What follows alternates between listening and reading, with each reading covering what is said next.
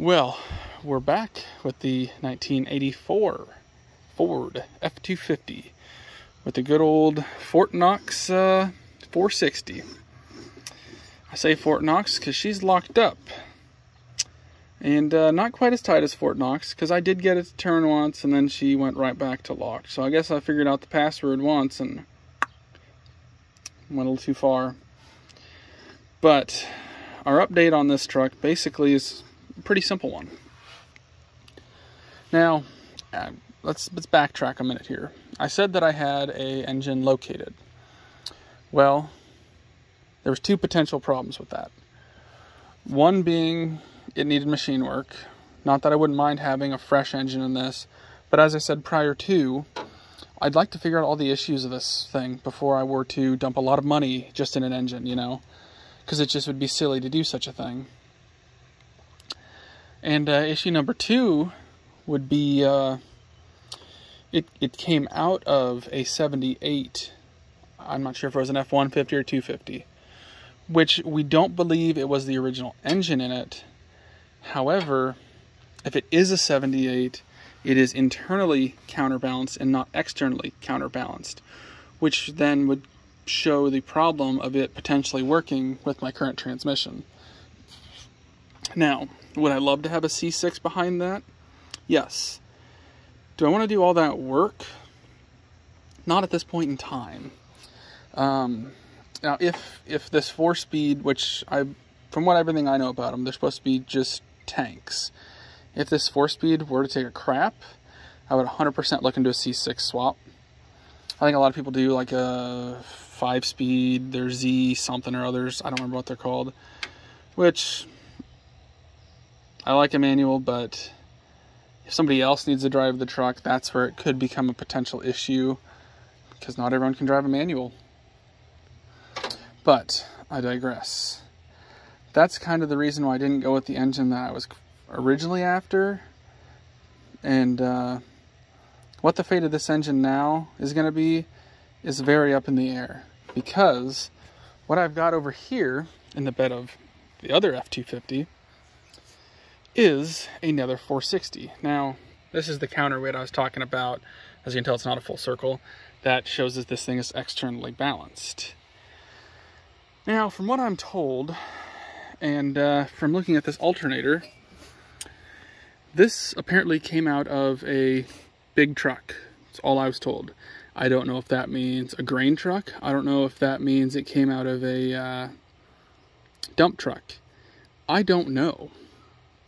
Now, I'm sure I could go through the casting numbers and figure out what exactly it's off of and all that stuff. And I would like to look at those just to see. And also, one thing I would like to kind of do to this engine is just kind of not so much freshen it up, but maybe do some regasketing on it to basically make sure it's not leaking everywhere once I do get it in. Because the valve covers, well, I took one off while I was at the guy's place, and it looks very, very good. The exhaust ports look okay. That one's got some dust in it, but that's nothing crazy. That was a bad idea on my part. They're exhaust ports. By that rub, I'm gonna say she was running rich. If we're being honest, if it was in a big truck, it probably never got all the TLC that it deserved. Now, I understand that some people that do have these take immaculate care of them. But I can say the guy I got it from basically said they got this engine, or they went to get this engine, it was still in the truck. The guy fired it up for him, and I think they ran it around a little, and then they pulled it out of the truck. Like I said, I don't know what kind of truck it was. All I was told was a big truck. So I don't know what exactly that was off of. I'm assuming, I have to look up numbers, and I'd have to look up where these things all were put, but I would assume a dump truck or a grain truck. I would like to say, being in Iowa, that it was probably a grain truck, but I don't know that for sure either. I like a lot of old dump trucks people don't just do this to, but I don't know. I have no idea. I could be all wrong about that. But, yeah, basically I think this is going to be the best way to do it, is to reseal what I can seal on this. I probably won't do front or rear mains, I don't think. Plus, once I have that engine out, I can look at the clutch, I can look at, or the clutch discs, I can look at the flex wheel or fly plate, whichever one it is in manuals, I don't remember. And make sure that stuff's all good. Probably try to do a throwout bearing, things such as that, if that engine would have gotten unstuck, I otherwise would not have been able to. Now, somebody might wonder, why don't you take this engine, go get it freshened up, throw it in, probably never touch it again? And my main reason behind that is because I want to drive this truck, I have no idea what that noise was, and figure out what other issues there are, such as I believe that there's a rear brake line somewhere that's blown out. I don't know how good the fuel tanks are. They'll probably at least need cleaned out. We don't know how good the fuel pump is. From what I was told when I bought that truck, they originally parked it because it had a fuel issue. However, the crankcase is full of gas. So, was it a fuel issue? Was it a fuel delivery issue? Or was it a carburetor issue? Or even potentially a timing issue and everything else is okay? Those are the reasons why I don't want to throw a bunch of money at an engine at this current point in time. Now, that's why also the future of that other engine is unknown, because if I get this engine running, driving, all that good stuff, and then I kind of, won't know what exactly to do with that one. I could keep it around, and as long as this one's running and driving, potentially get that one refreshed. And then whenever this one decides to bust loose, or I get free time and that one's done, swap it out again, back to its original engine. And basically have very limited downtime on that truck. Now, that's kind of where it's hard to decide what exactly to do. The right thing to do financially would be put this engine in, make it run, sell that one. But the thing is, that's a locked up engine. I'd probably sell it as a long block. If I need the oil pan off it, I'd swap it, then it'd have the wrong oil pan on it. So it's kind of one of those things still as to what is the best way to do this. And then I could potentially screw over someone else, which is something I really don't want to do. And maybe they're the same oil pans. I don't know. I have not looked at them, have not been under that truck since I've got this one.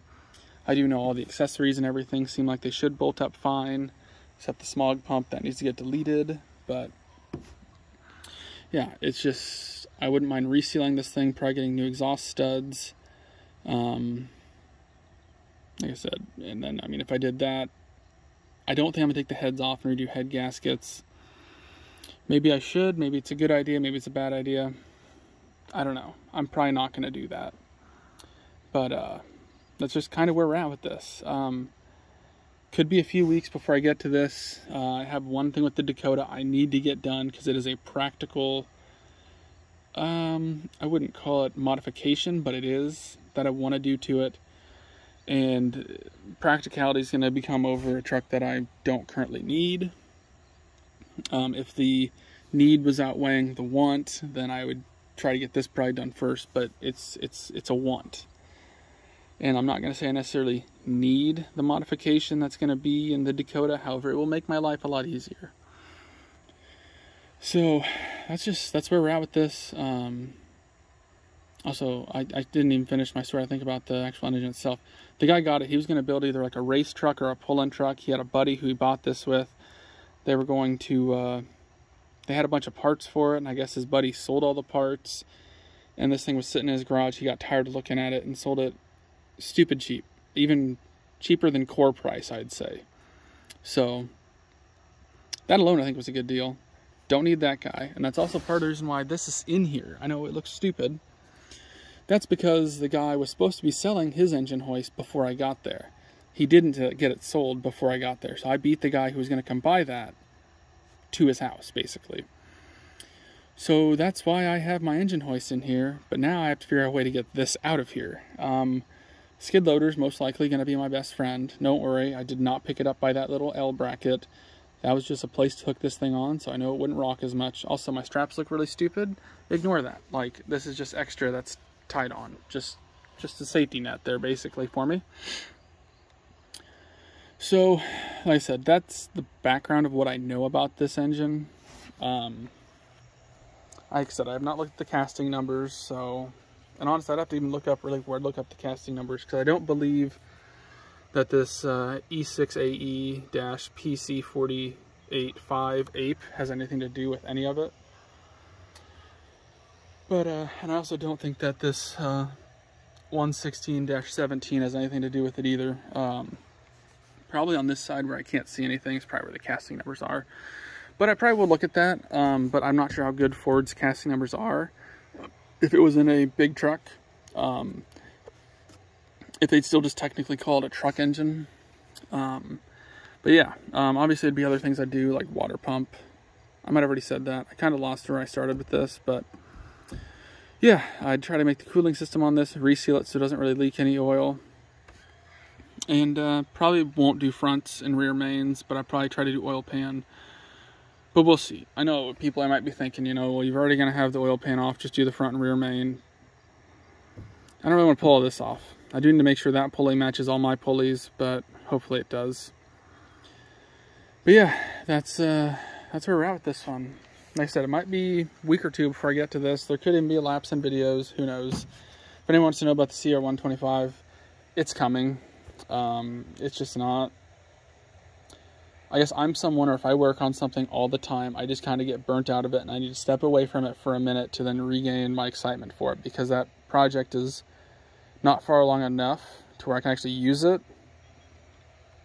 but it's far along enough now to where it's getting there, and it's not far from being where it's almost usable. But so that's coming as well.